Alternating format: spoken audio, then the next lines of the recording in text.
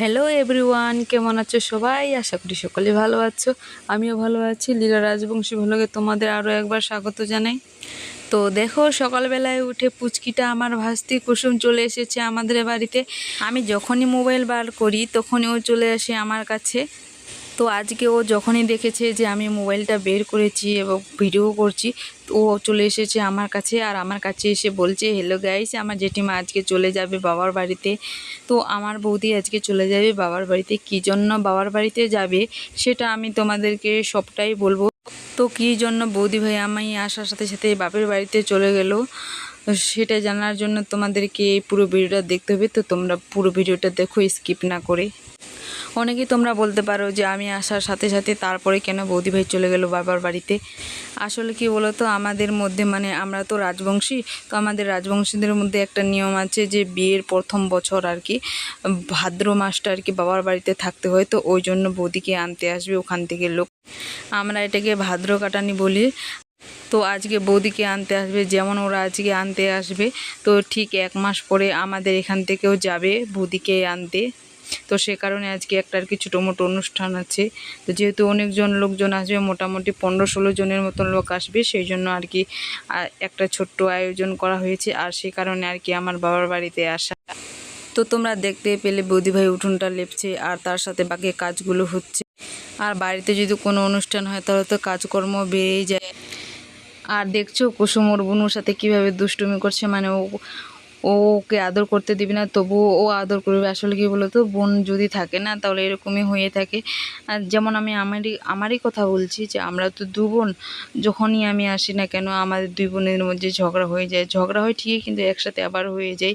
তো বোনের মধ্যে এটাই হয়ে, বাড়িতে আমি যখনই থাকি তখনই টুকিটাকি ঝগড়া হয়ে থাকে। আর যখনই আমি চলে যাই শ্বশুর বাড়িতে তখন আবার আমাকে মিস করে, একদিনও ফোন না করলে ওদের চলে না।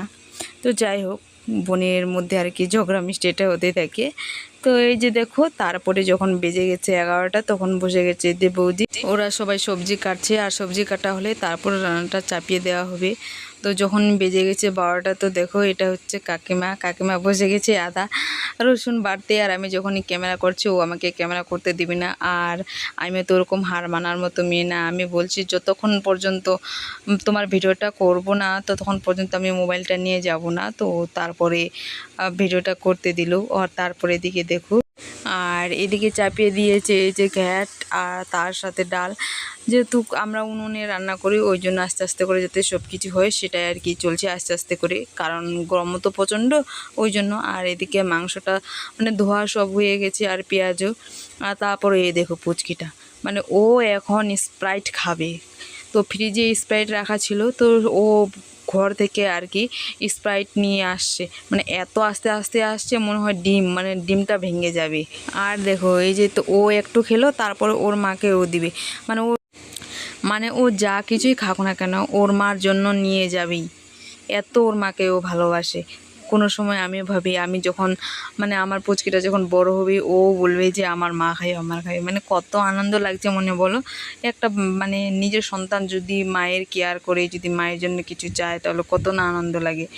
তো তারপরে দেখো যখন বিকেলবেলা হয়ে গেছে, রান্নাবান্না সব হয়ে গেছে, তারপর কুটুমগুলোও খেয়ে নিয়েছে। তারপরে যে আমাদের বাড়ির সদস্যগুলো খেতে বসেছে সবাই। আর তোমরা হয়তো অনেকে ভাবতে পারো যে আমি হয়তো কোনো কাজকর্ম করি না, আমি শুধু ভিডিওটাই করছি। ওটা একদমই না। আমি যখন সময় পাচ্ছি তখন ভিডিওটা করছি। এতক্ষণ ধরে আমি খাওয়াচ্ছিলাম, এখন যেহেতু আমার পুচকিটা কান্না করছে সে কারণে আমি ওর কাছে আছি। আর সেটাই আর কি, তখন ভাবলাম যে কী করবো, একটু ভিডিওটা করে নিই। তো যতটুকু পারছি সেটা তোমাদের সাথে শেয়ার করেছি। আর তোমরা তো দেখে ভিডিওটা বুঝতেই পারছো যে অনেক কিছুই বাদ পড়ে গেছে। তো এটাই যেটা পেরেছি। তো তারপর দেখো সবার খাওয়া দাওয়া হয়ে কুটুম বাড়ি চলে গেছে, এমনকি বৌদিও চলে গেছে বাবার বাড়িতে। তো তখন আমি একা খেতে বসেছি। আর কুটুমগুলো যাওয়ার সাথে সাথে দেখো তারপর কিছুক্ষণ পর আধা ঘন্টা হবে তখনই বৃষ্টি চলে এসেছে। আর যাই হোক, প্রচণ্ড গরম করছিল সে কারণে বৃষ্টিটা হলো। তো ভালোই হলো, অনেকটাই সবাই শান্তি পেল। তো যাই হোক, আজকের ভ্লগটা এ পর্যন্তই। এরপরে দেখা হবে নতুন একটা ভ্লগ নিয়ে। তো তোমরা সবাই ভালো থেকো, সুস্থ থাকো আর পাশে থেকো। আজকের মতো এই পর্যন্তই, টাটা।